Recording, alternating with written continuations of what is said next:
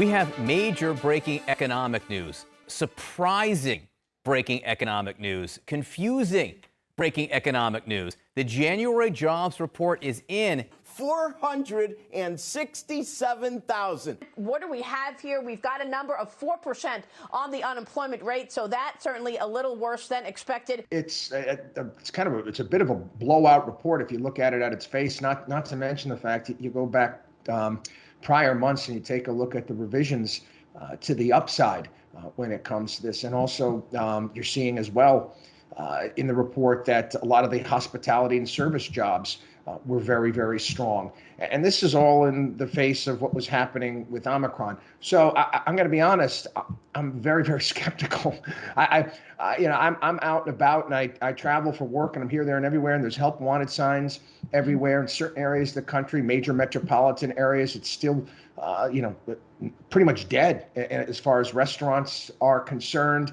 So again, I'm a little skeptical of this report. I think we're going to have to wait a little bit further on just to see exactly what took place. However, it is somewhat encouraging. I do think that we still need to get more people back into the labor force. Labor force participation number was strong in this one. But again, I have to see the work. I have to see a little bit more before I'm fully confident, because again, I can look around like everybody else can and kind of see the forest for the trees. I'll admit I was a bit skeptical too, mostly because the expectations were so low compared to the actual number. Even the White House this week was sort of bracing for the worst in terms of what we were expecting from this jobs report. Why do you think the expectations were so low? Was it because of the Omicron variant? Was it because, it's right after the holidays? What do you think was going into that low expectation?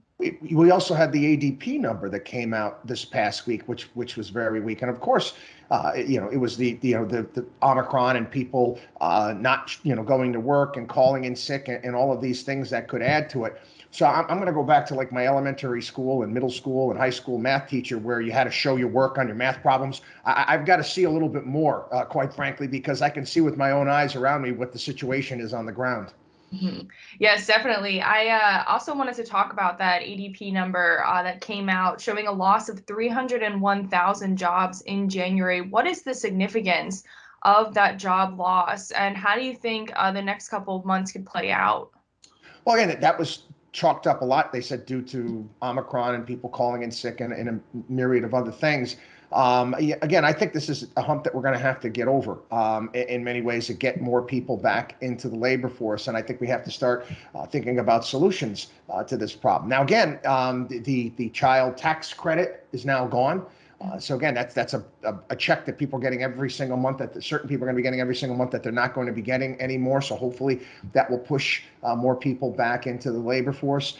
But I think if you really want to see the economy take off and get things back to the where, I think we have to give incentives to senior citizens, maybe to get them to come back and work. Maybe even if it's 3 days a week, it would be very beneficial. Something else, just one last thing I wanted to ask you about were these reports of the strong economic growth we saw in 2021. Reuters was reporting that the economy grew 5.7% in 2021, the strongest since 1984.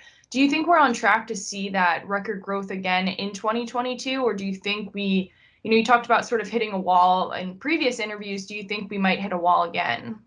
Well, again, you have to also understand where we were coming from. So, of course, you're going to see we had shutdowns and everything that took place in 2020, and the economy slows to a crawl. You're expected to get some sort of bounce back. So, no, I don't expect to see economic growth anywhere near those numbers in this year.